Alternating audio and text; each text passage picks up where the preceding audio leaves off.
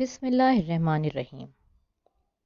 Assalamu alaikum everyone and welcome you to Kids University Grade 6 Math Lesson number 2, which is about Chapter number 1, Introduction to Sets. After completing this lesson, you will know how to write a set using words and using mathematical symbols. Notation of set. Exercise 1A जिसके हमने question number 1 और question number 4 अपने previous lecture में किए थे।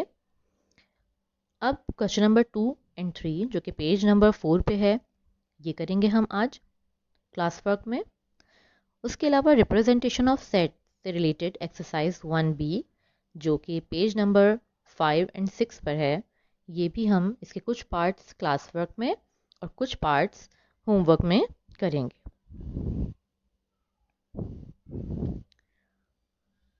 We have learned the definition and conditions of sets in previous lesson. So, we know that a set is a collection of well-defined and distinct objects. Alright, now here is some more information about set.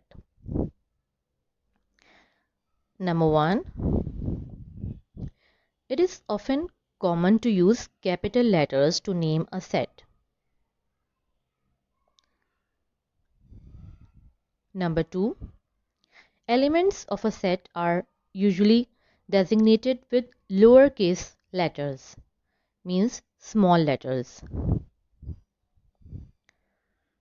Number 3, all the elements of a set are enclosed within curly brackets and separated by commas. Note, the commas separates each item in a set, and curly brackets are usually used when writing down a set. Let's say a set of flowers. F has the elements of rose, lily, and lotus. We would write it as F means capital F equals to, and then curly brackets में हमारे पास ये तीनों elements आएंगे जो कि एक दूसरे से सेपरेट हुए होंगे कॉमा के थ्रू। ठीक है,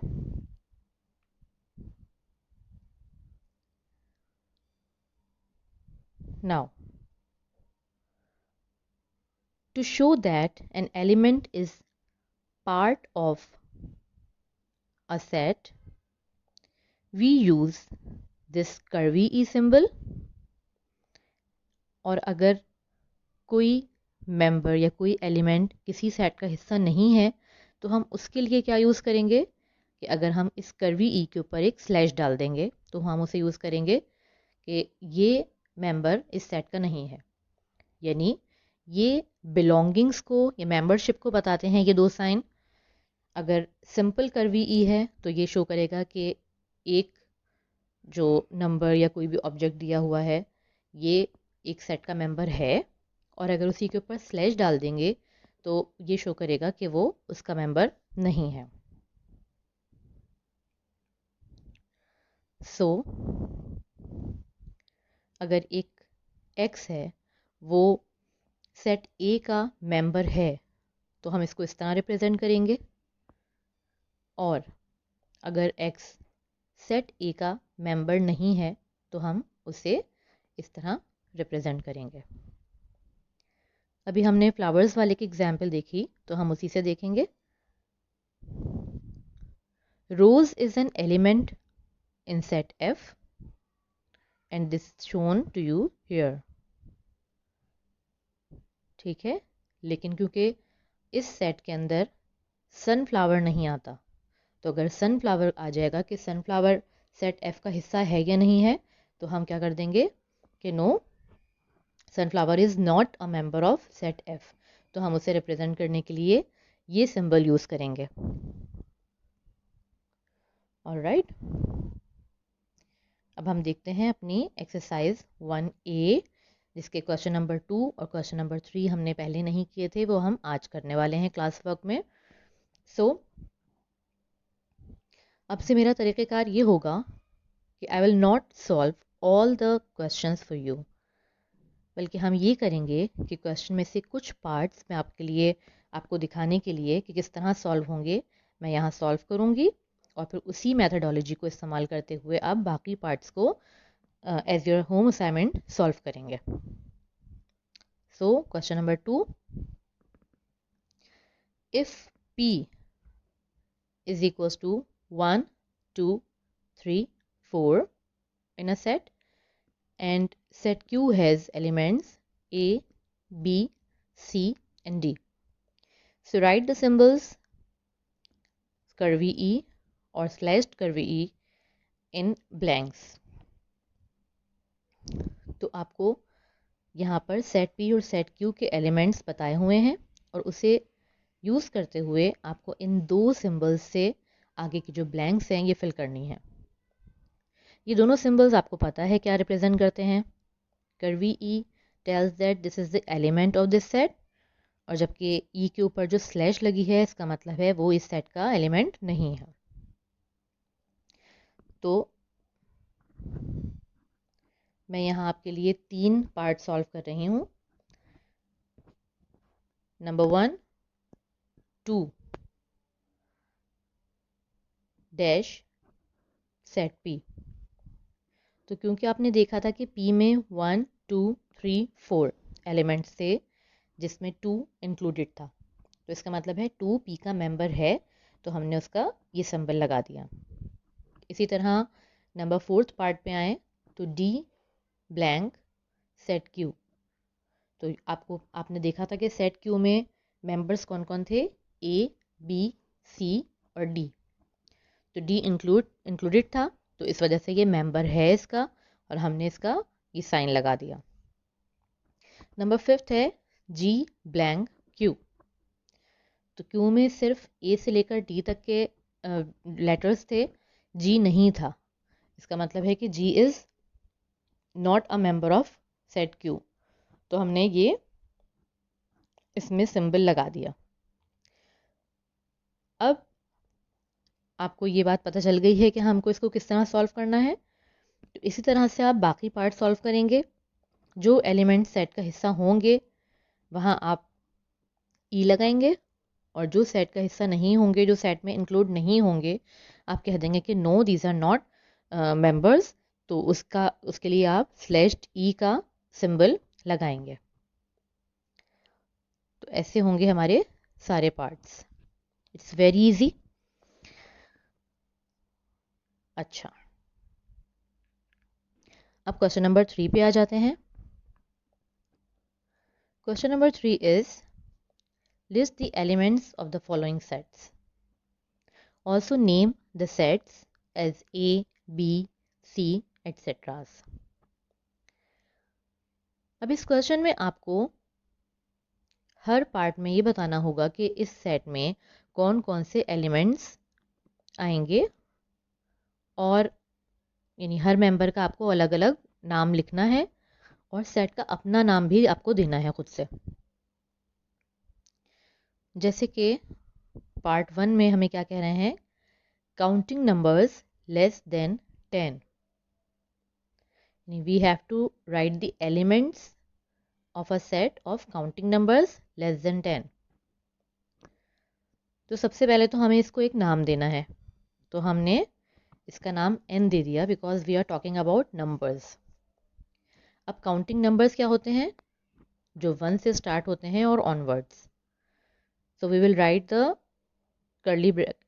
right in curly brackets from 1 till 9 because these all numbers are less than 10। तो ये नंबर्स क्या हैं, 1, 2, 3, 4, 5, 6, 7, 8, 9। तो हमें ये सारे नंबर्स लिखने के बजाय हमने क्या किया, 1, 2, 3 के बाद या फिर 4 के बाद हमने यहाँ पर यूज़ किए हैं ellipsis, means dot dot dot then 9। अब ये क्या होता है, So students, for sets with many elements, it might be helpful to abbreviate using the ellipse. Like counting numbers from 1 till 9, ये तो हम फिर भी लिख सकते हैं 1 से लेकर 9 तक के numbers. But if we have a set containing all the counting numbers from 1 to 199, then it would be cumbersome to write out completely. So we use ellipse. Now second one is vowels in the word images. अब ये जो आपके पास word नज़र आ रहा है images, इसमें vowels कौन कौन से हैं? I, A and E. तो आपने पहले तो इसका नाम देना है, हमने V दे दिया और उसके बाद फिर हमने ब्रैकेट के अंदर यानी कर्ली ब्रैकेट के अंदर ये 3 वाउल्स यानी A, I और E लिखे और इनको सेपरेट किससे किया है हमने? कॉमास से. Alright, now our another topic, another important topic, that is representation of a set. So there are 3 ways that a set can be represented. We can use a verbal description or set builder और tabular form. तो आइए सबसे पहले हम descriptive notation की बात करते हैं. तो इसमें होता क्या है कि आपको सिर्फ डिस्क्राइब करना होता है कोई भी सेट, और वो भी एक स्टेटमेंट की सूरत में कि इस सेट में क्या आना है. इसमें हम किसी ब्रैकेट से किसी कॉमा की कोई ज़रूरत नहीं होती. इसमें हमें सिंपली एक सेट के नाम के साथ उसका स्टेटमेंट देना होता है. जैसे कि set A is a set of vowels in English alphabet. हमने एक स्टेटमेंट की तरह, जिस तरह हम इंग्लिश का एक सेंटेंस लिखते हैं, उस तरह से अपनी पूरी बात बता दी, जिसको हम डिस्क्रिप्टिव नोटेशन या verbal notation, verbal descriptive method भी कहते हैं. ठीक है. Now tabular form. So students, mathematically speaking, tabular notation of a set is a list of elements that are in the sets.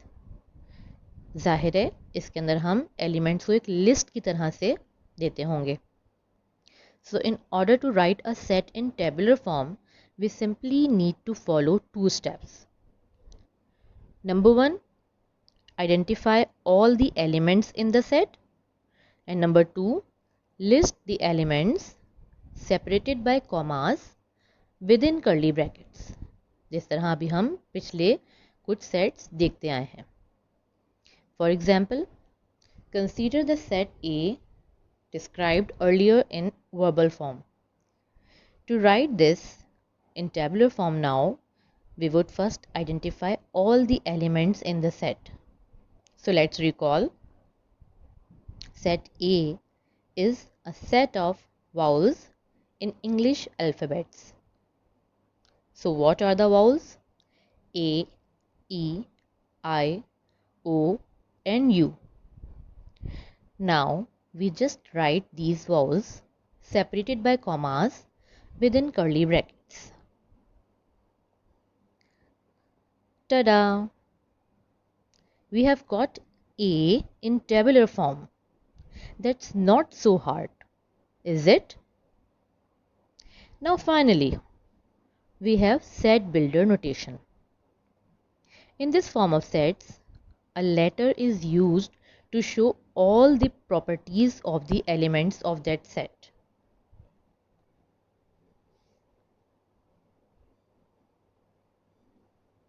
Like this. This set in set builder notation can be read as set A is a set of X, such as X is a vowel of the English alphabet. Note that there are two parts to the notation with a separator in between. What is the separator? This colon sign. ये जो दो dots आपको नजर आ रहे हैं. The first thing inside the brackets tell us what item we are looking for. The colon sign or sometimes a straight line means such that, and it is used here to define a criteria for elements of the set. And the last thing in the brackets gives the actual criteria, means properties which the elements should belong to. Remember that x is just a variable. And what is variable? A letter representing any number. यानी हम mostly यहाँ पर x ही use करते हैं set builder notation में. x की जगह कोई और भी लेटर यूज़ हो सकता है. इसका मतलब है कि ये कोई भी चीज़ है. जैसे क्योंकि यहाँ पर वाउल्स की बात हो रही है तो हम ये बोलेंगे कि सेट ए कोई भी चीज़ है, और वो कोई भी चीज़ क्या है, उसका क्राइटेरिया क्या है, उसकी प्रॉपर्टी क्या है. उसकी प्रॉपर्टी ये है कि वो जो कोई भी चीज़ है सेट के अंदर एलिमेंट्स, वो एक वाउल है इंग्लिश अल्फ़ाबेट का. ऑलराइट. तो हम सेट बिल्डर नोटेशन में नंबर्स या क्वांटिटीज़ के बजाय हम प्रॉपर्टीज़ की बात करते हैं. Now exercise 1B. Question number 1. Right इन टेबुलर फॉर्म. टेबुलर फॉर्म आपको पता चल गई है कि टेबुलर फॉर्म में हम एलिमेंट्स को लिस्ट की तरह, यानी अलग अलग हर एलिमेंट बीच में कॉमा लगाकर लिखते हैं और उसको इनक्लोज्ड करते हैं किसमें? कर्ली ब्रैकेट्स में. सो नंबर 1 पार्ट छोड़ के हम नंबर 2 पार्ट पे आ गए हैं. यहाँ पर एक सेट बिल्डर नोटेशन के अंदर एक सेट दिया हुआ है और उसमें कह क्या रहे हैं कि एक सेट है n, और जो कि सेट किसका है? किसी भी चीज़ का है. और वो कोई भी चीज़ क्या है? वो कोई भी चीज़ is a counting number less than 6. तो हमें ये पता चल गया है यहाँ पर कि वो उसकी प्रॉपर्टी क्या है कि वो काउंटिंग नंबर है.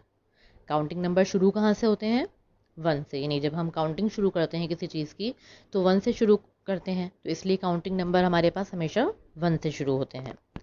तो 1 2 3 4 5, क्योंकि फिर 5 के बाद तो फिर 6 आ जाता है. और हमें यहाँ पर प्रॉपर्टी में बताया है कि वो जो सेट है वो 6 से लेस देन ही है. तो इसका मतलब है कि ये सेट 1 से लेकर 5 तक के काउंटिंग नंबर्स का है. तो हम उसको टेबुलर फॉर्म में लिखने के लिए हम क्या करेंगे? नाम उसका यही रहेगा n, और हम कर्ली ब्रैकेट्स में 1 से लेकर 5 तक के नंबर्स बीच में सेपरेटर्स यानी कॉमा लगा के लिख देंगे. एक और इसका पार्ट देखते हैं. Part number 7. Set f is x such as x is a day of the week. अभी मैंने आपको बताया था कि हम बाज़ दफ़ा जो सच दैट इसके अंदर है, यानी जो इस बिल्डर ये सेट बिल्डर नोटेशन की जो फॉर्म में हम लिखते हैं, तो इसके अंदर हम दोनों चीज़ों को एक सेपरेटर लगा देते हैं जो कि या तो कोलन फॉर्म में होता है या फिर स्ट्रेट लाइन की फॉर्म में. तो यहाँ पर मैंने आपको दोनों दिखा दिए हैं. एक दफ़ा कोलन फॉर्म में आया था और एक दफ़ा स्ट्रेट लाइन की फॉर्म में. बात वही है कि f एक सेट है. किस चीज़ का सेट है? उस चीज़ का है जिसकी प्रॉपर्टी ये है कि वो वीक डेज़ में से एक डे है. तो वीक डेज़ में कितने दिन होते हैं? 7 डेज़. हम 7 के पहले तो हमने क्या करना है टेबुलर फॉर्म में आने के लिए? पहला स्टेप क्या था कि हमें आइडेंटिफाई करना है कि वो एलिमेंट्स कौन से हैं. हमें यहाँ पे पता चल रहा है कि ये डे ऑफ वीक है. तो डे ऑफ वीक में जो 7 डेज़ होते हैं वो आइडेंटिफाई हो गए. अब उनको लिखना है लिस्ट फॉर्म में, बीच में कॉमास लगा के, और उसको इनक्लोज करना है कर्ली ब्रैकेट्स में. तो ये आ गए मंडे, ट्यूसडे से लेकर संडे तक. तो मैंने मंडे और ट्यूसडे के बाद अलिफ्स लगा के और आखिर में उसको बंद कर दिया है संडे से. ठीक है, अगर ये एलिप्स एंड में होते तो इसका मतलब होता कि ये चीज़ कंटिन्यू हो रही है। ठीक, अब दो पार्ट्स हमने देखे क्वेश्चन नंबर 1 के, जहाँ पर हमें सेट बिल्डर फॉर्म में सेट्स दिए हुए थे और हमें उन्हें कन्वर्ट करना था टेबुलर में। अब क्वेश्चन नंबर 2 देखते हैं। Question number 2 is about right in set builder form. अब हमें यहाँ पर सेट दिए हुआ है टेबुलर फॉर्म में और हमें उसे चेंज करना है सेट बिल्डर फॉर्म में। सेट बिल्डर फॉर्म आपको पता है कि हमें किस तरह लिखनी होती है। हम सेट का नाम लिखते हैं, इक्वल्स टू का साइन लगाते हैं और फिर कर्ली ब्रैकेट में पहले हम एक्स लिखते हैं और फिर फॉर सच दैट हम या तो कोलन लगाते हैं या फिर स्ट्रेट लाइन लगाते हैं और उसके बाद फिर हम उस एक्स की प्रॉपर्टी बताते हैं। तो यहाँ पर हम ये देखेंगे कि इस सेट के एलिमेंट्स की प्रॉपर्टी क्या है। P किस चीज़ का सेट है, तो आपको यहाँ नज़र आ रहा है कि यहाँ पर अंदर एलिमेंट्स लिखे हैं A, B, C और ये पूरे Z तक हैं। इसका मतलब है कि ये इंग्लिश अल्फ़ाबेट्स हैं। ठीक है, तो हम इसकी प्रॉपर्टी क्या लिखेंगे? P is a set of X where X is a letter of the English alphabet. Now, part number 10 of question number 2 is C is a set of 3, 6, 9 and onwards. अब set builder notation में इसको convert करने के लिए हमें, क्योंकि set builder notation में हम क्या बताते हैं, एलिमेंट्स की प्रॉपर्टी, तो हमें पहले ये चेक करना होगा कि यहाँ ये जो एलिमेंट्स लिखे हैं इनकी प्रॉपर्टी क्या है। तो अगर आप नोट करें तो ये 3, 6, 9 ये सब तो 3 के टेबल में आते हैं, यानी ये 3 के मल्टीपल्स हैं। तो हम ये लिख देंगे कि C is a set of X such as X is a multiple of 3. Simple. Now, question number 3. Write in tabular form. दोबारा से क्वेश्चन नंबर 3 में हमें क्वेश्चन नंबर 1 की तरह टेबुलर फॉर्म में लिखना है, लेकिन फ़र्क क्या है कि क्वेश्चन नंबर 1 में हमें सेट बिल्डर फॉर्म दी हुई थी, उसे हमें टेबुलर फॉर्म में कन्वर्ट करना था और यहाँ पर हमें डिस्क्रिप्टिव फॉर्म दी हुई है, इसे हमें टेबुलर फॉर्म में कन्वर्ट करना है। अब इसी का पार्ट 2 देखते हैं हम।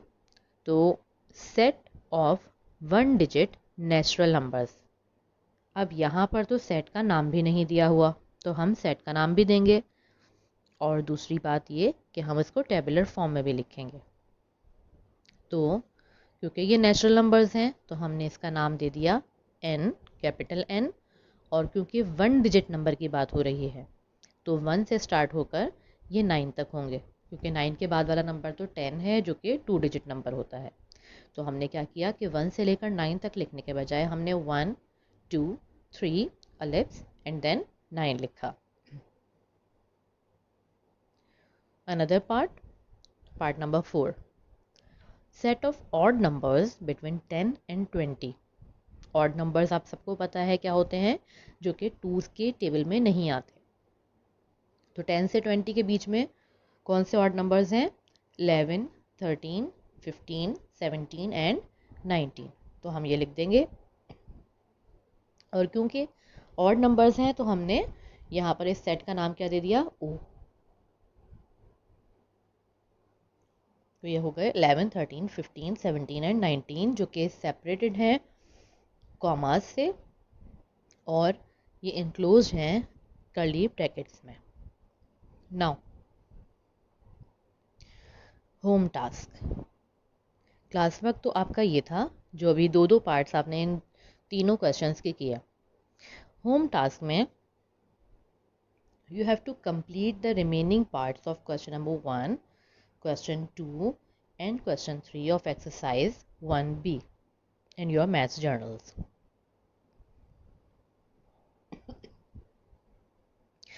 My dear students, if you have listened this lesson carefully, you can do your assignment easily. Now, this is the time to say goodbye. Take care, Allah Hafiz, and thank you so much.